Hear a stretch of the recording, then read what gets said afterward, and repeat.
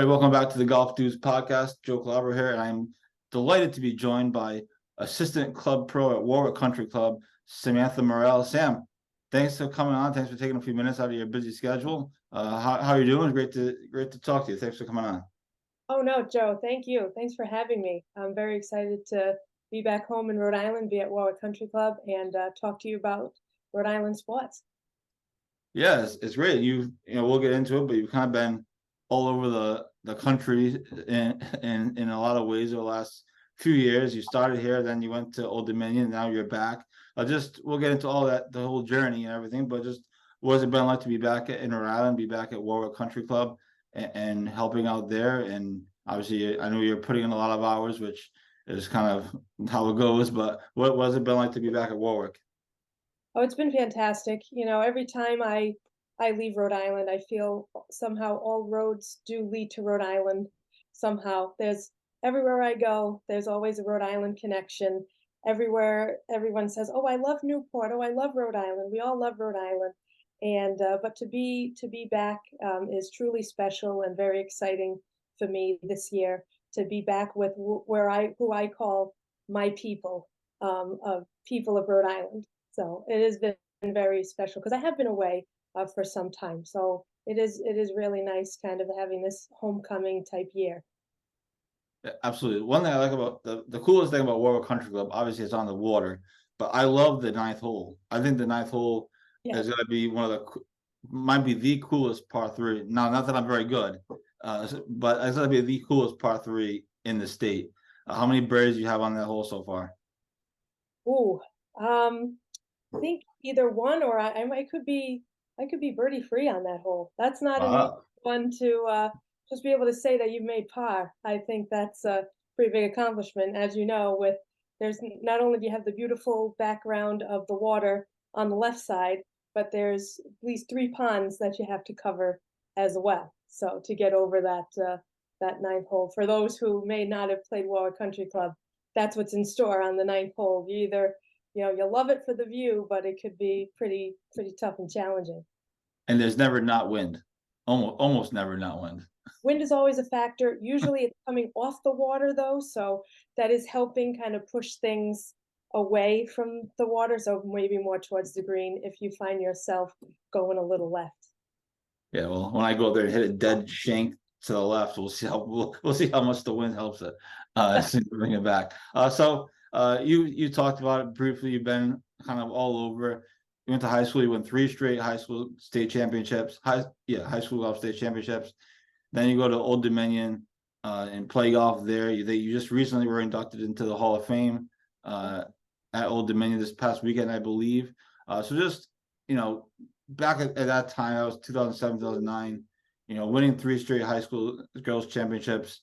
Obviously, I don't think it's ever been done before or had been done previously. I could be wrong. And then going to Old Dominion. Talk about that and what was it like playing college golf at Old Dominion, coming from Little Rhode Island at that time? Well, that was very impressive. I enjoyed, playing my high school golf. I actually think I correct me if I'm wrong, might need to research this name, but I think there was a girl from North Kingstown who did all 4 years as state golf champion. I think it was Dara Rittman. I think that's her name. But she was also from North Kingstown, if I remember correctly. But she did win all 4 years in a row as a state champion. I did 3 out of the 4, but she still has the distinction of all 4 and a fellow skipper. That's kind of nice to Yeah. be from North Kingstown. But I think this is correct. I might need to maybe research all of that part as well. But yes, I did that. I had three high school state titles, which was wonderful. And then at that time, I was also being recruited to play golf for Old Dominion in Norfolk, Virginia, and that proved to be a wonderful 4 years. I met a lot of great. I have a lot of great teammates that are still friends for life. That even came to my ceremony that I just had here last week, and it's just been really a wonderful experience, better than I ever could have imagined. And doing that all from coming from Little Rhode Island and making the state proud. And at that time, like, because now it's like now we have, you know, the Davis Chatfields of the world, the Patrick Russells of the world. They all went to kind of big name schools. For you, the process of being recruited by Old Dominion and perhaps other colleges, what was that like at that time? Because Rhode Island golf was in a different place, perhaps back then than it is, I would say now, and we can get into that. But what was that whole process like for you and being recruited? You know, having to shoot good scores, so obviously they don't recruit, you know, crappy players, obviously. But what was that whole process for you like? Well, I had heard about Old Dominion from another Rhode Island golfer, Greg Sampson, who had played for the university years before I did. He may have graduated in the early 2000s before I even graduated from high school. But he kind of put the bug out there, and because I hadn't heard much about Old Dominion, he went there and he recommended I look into it. And the recruiting process was tough. I remember, I mean, even without a little bit less influence of social media and things like that. So it was more you had to write letters and just regular emails. There really wasn't following anyone on Instagram or, you know, as you can imagine, there's a lot more media and mediums and ways to communicate now. So that was a little bit different, a little more archaic kind of process. But I reached out to a lot of schools, and some of the best advice I got was, do you want to go to a school where you can be, where you can play or not play? You know, some of the bigger schools with more competitive women's golf teams, you might not get a chance to play, or you can go to a place that truly wants you, where you can make a difference and an impact. And I just saw Old Dominion as a place to let my true potential be known and to develop as a player. And I was so grateful for that opportunity. I definitely made the right choice in going there. I mentioned you were just recently this past weekend inducted into the Hall of Fame down there, which is pretty awesome as well. So after Old Dominion, you become a teaching pro, Class A pro, I believe. Was that always something that you wanted to do? Was that always kind of on the radar, or was it just like, hey, I'm actually pretty good at this golf thing, and maybe I can take this further? Do you know what I mean? Like, was that always something that you wanted to do, or was this kind of, I don't want to say a last minute decision, because that certainly wasn't, but was that always something that you wanted to do to turn pro?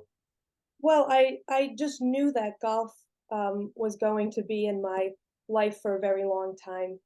This really the only thing that I feel comfortable doing is playing golf or being around golf in some way. And I didn't immediately think I was going to be an LPGA or PGA professional. That wasn't immediately on my radar. I was thinking about playing. And then after I graduated, I kind of had that, you know, coming to terms moment and say, okay, am I really willing to put the grind in, put the time in to be playing pro? That the practice schedule, everything was even more, you know, rigorous than what I just left in college, which even that was great. And I definitely improved after being in school and being coached on a team. But even then, I said to myself, "Is it really something that I want to do?" And then I was kind of lost a little bit after that, not really knowing what I wanted to do. But then I worked for the Peggy Kirk Bell Girls Golf Tour, which is out of Greensboro, North Carolina, and you know, maybe kind of like a full circle moment. What they actually do is they run quality professionally nationally ranked tournaments for junior girls only, and the whole purpose is for them to get nationally recognized so they can be recruited to play golf in college. So after I had such a wonderful experience, it was like me being able to help them, and by operating and facilitating these events, they get to now have an opportunity to play golf in college because of the recognition from playing in our tournaments, what that can do for them so coaches can come watch. So I did that for a little bit, and then that's eventually I said, oh, I should join the LPGA and just become a professional if I know I want to be in the golf world going forward. And that's kind of how it happened.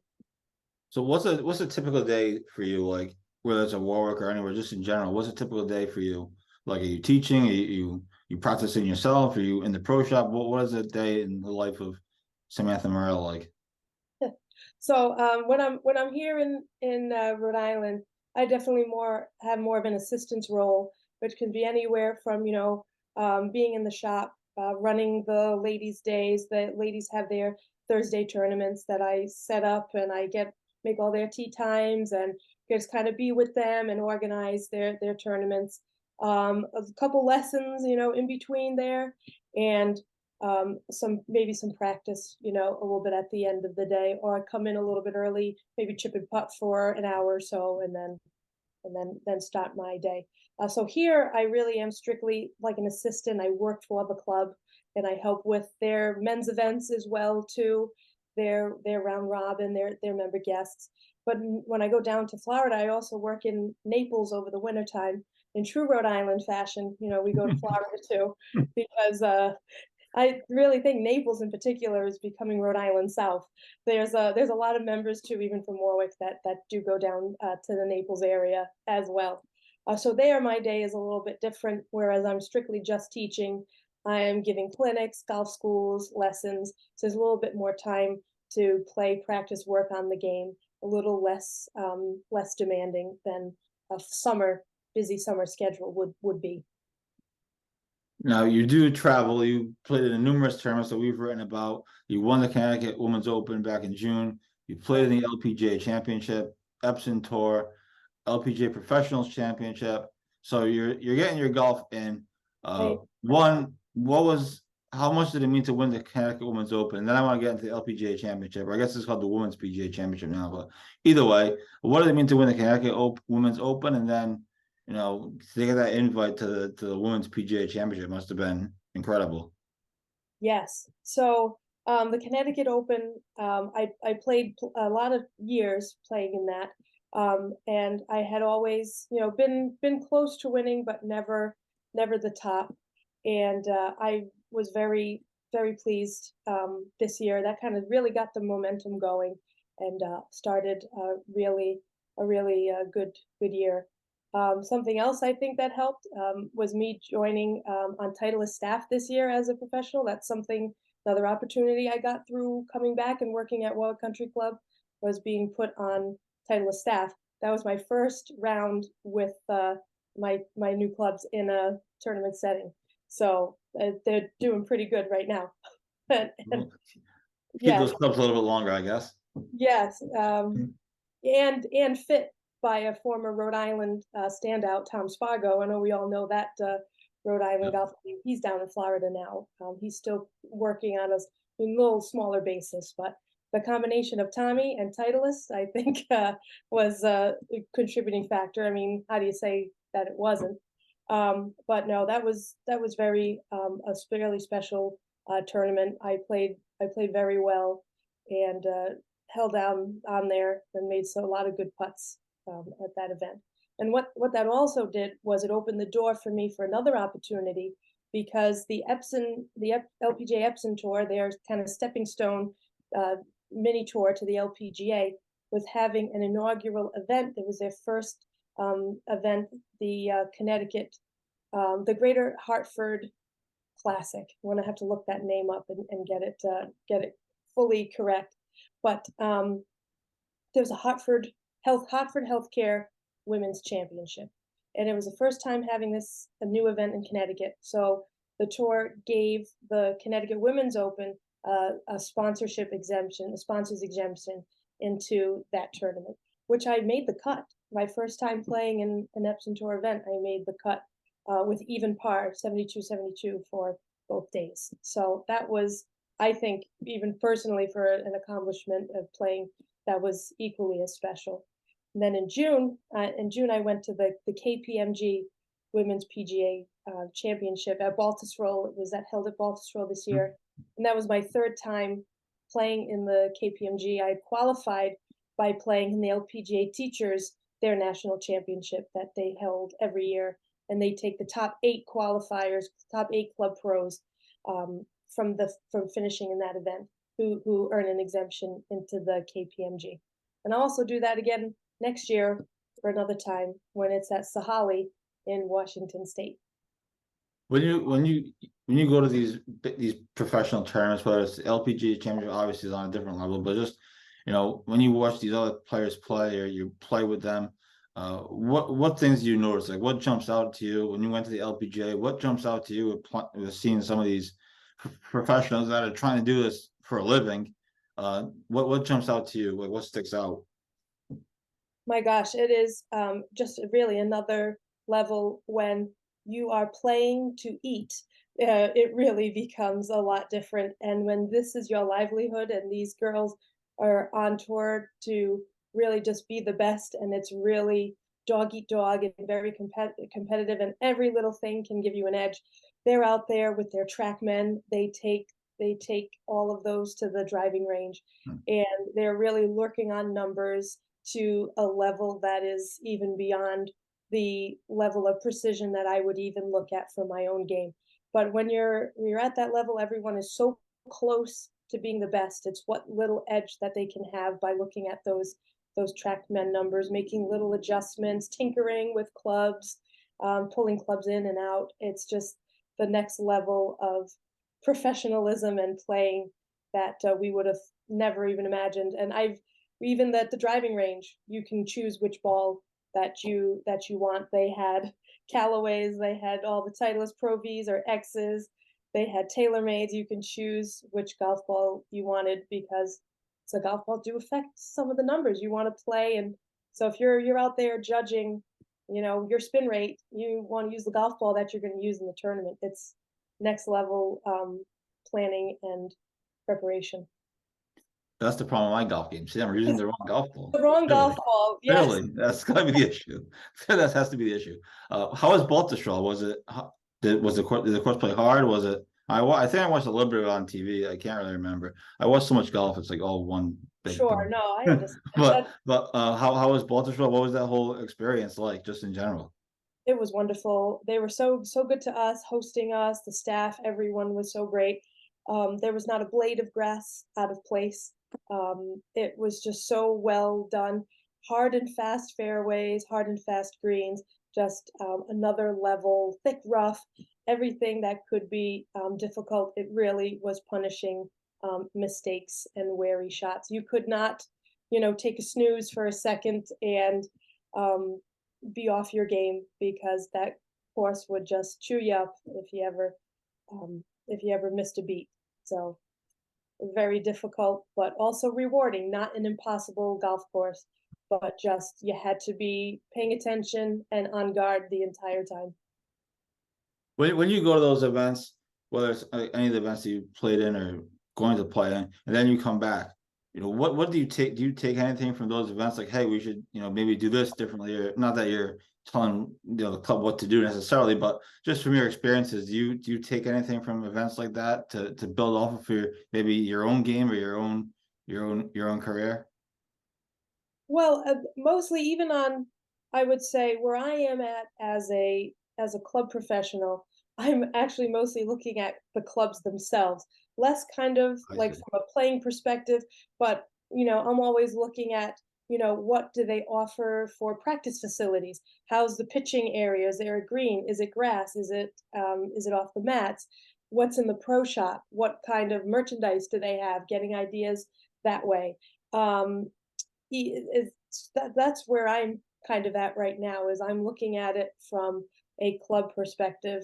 And even sometimes I can see like people giving lessons. I'm looking at it, getting ideas from other colleagues of mine too in the golf business. What kind of golf schools are they offering? What kind of clinics? What ideas? So that's kind of where I'm at. I'm less looking at it from a true competitive playing perspective and more how can we run a better, even better golf program that we already do? How do we make it even better from being at other clubs and seeing what they do, getting ideas?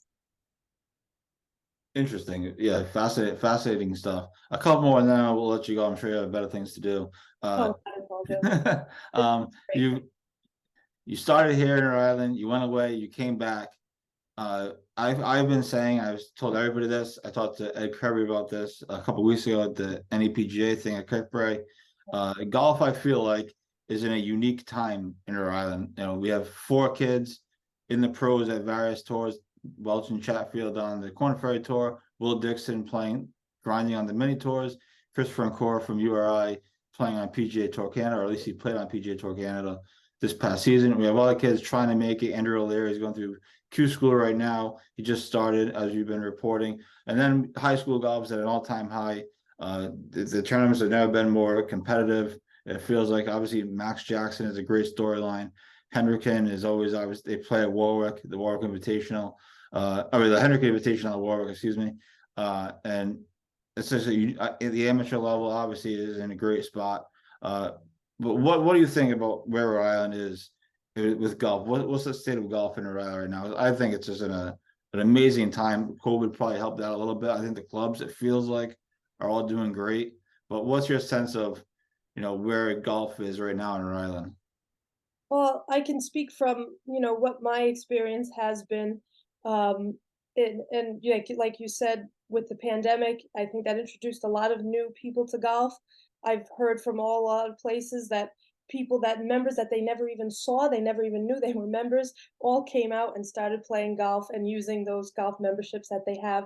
I can say that even at Warwick Country Club, the numbers jumped from, I think they had 170, 175 members to 300. So that's a huge upswing in the amount of people who are playing golf, and that can only be, add to the health and status of the Rhode Island players. I think you're going to even start to see more and more, good golfers come out of Rhode Island and continue to do that. I know Will. I remember Will from junior golf. Will Dixon. He and his father used to be at the Golf Dome. We'd all be practicing at the Dome together. His sister Sarah is a head pro down in Naples, and so I'm very happy for Will, and I love seeing him do well as well.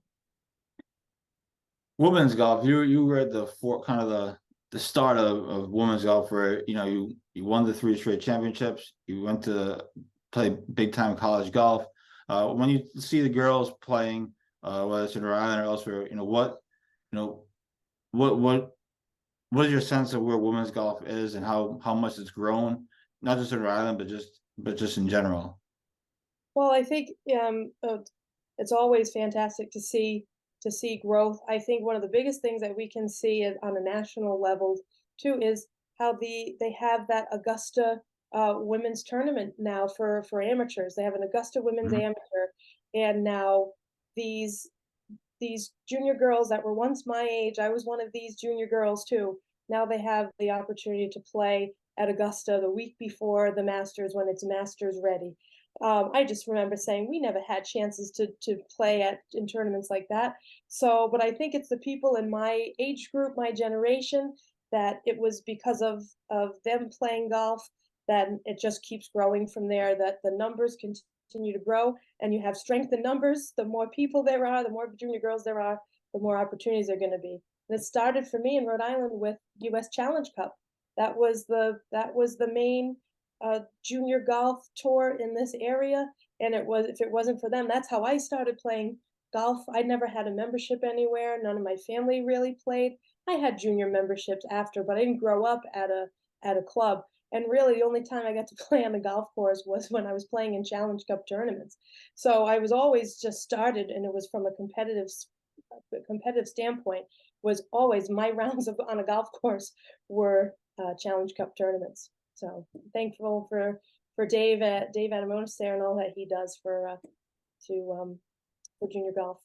And of course, him and his family were was just announced they're going to be inducted into the RI Golf Hall of Fame. So that's awesome. He's been super supportive of Golf News RI as well. All right, a couple quick hitters, and then we're done. I promise. In your career, the coolest course you've ever played, coolest or best, however you want to take it, the coolest course or the best course you've ever played. Well, I'll always go back to my favorite courses. I'll say my favorite courses have to be probably in the Pinehurst area. Definitely, I got a chance to play Pinehurst #2. That was an exciting through my time at the Peggy Kirk Bell Girls Golf Tour. But my favorites will always be Pine Needles and Mid Pines. Just with the Peggy Kirk Bell, that connection there, and it was actually there at Pine Needles that I met the coach, Pat Cotton, who was the coach at Old Dominion at the time and recruited me. That's where he came out to watch me play a tournament in high school. So it was at Pine Needles. So that place will always be special to me. And they're just some of the my favorite golf courses, all Donald Ross courses, which we know in Rhode Island, Warwick Country Club's Donald Ross, and we just love I love our Donald Ross in New England, Rhode Island, New England, and beyond too, down Pinehurst. Absolutely. All right, your go-to shot. You need a shot in a clutch moment. What shot are you hitting? What club are you hitting? Obviously, it varies. I understand, but what's your go-to shot? What do you like to hit? Believe it or not, shots off the tee. I mean, my tee shots, my drivers, I think are probably some of my best statistics are from drivers off the tee. Love an 8-iron. My 8-iron was always my favorite club growing up. And I'd rather sometimes be in the sand and hit a bunker shot than have to do an awkward chip from the rough, because all the girls, when I was playing junior golf, they hated being in the sand. So everyone complained about the sand. Oh, it's tough, it's hard, it's hard. So I just said, well, I want to be practicing that so that I can have a little edge. So I was going to make the sand my friend and not be worried about the sand. So give me a bunker shot anytime over a chip or a pitch around the green, especially from like a little tight line. So yeah. Well, leave me out of the bunkers. I play to avoid the bunkers. So, and then lastly, then we'll let you go. What's next for you? You have any more tournaments on the horizon? I know Florida is in the near future for you, but what's next for you as far as competing and where people can watch you or find you? Well, I'm going to go down with a friend of mine. We're going to play the Maryland State Women's Open. It's October 23rd and 24th at Worthington Manor, I believe. That's so that we're going to go down there and play. That'll be my probably last one of this year, and then I look forward to some February tournaments. The PGA Women's Stroke Play is at PGA Golf Club in Port St. Lucie. They have that every year, and so those will be my next two. This one coming up next month, and then in February. Samantha Morrell, thank you so much for taking some time to talk to me. Really appreciate it. Best of luck with everything, and obviously keep us posted as to what you're up to and what you're doing. And certainly, if there's anything that we can do to help you out or bring attention to your golf, we'd obviously be more than happy to do that. Thank you so much for taking some time. Yeah, sure, Joe. Thanks very much for having me. I appreciate it. Absolutely. That's Samantha Morrell. She's assistant pro at Warwick Country Club, so you can find her there for at least another few weeks. And then she's off to the south, like she says, in true Rhode Islander fashion. This has been the Golf Dudes Podcast. We'll be right back.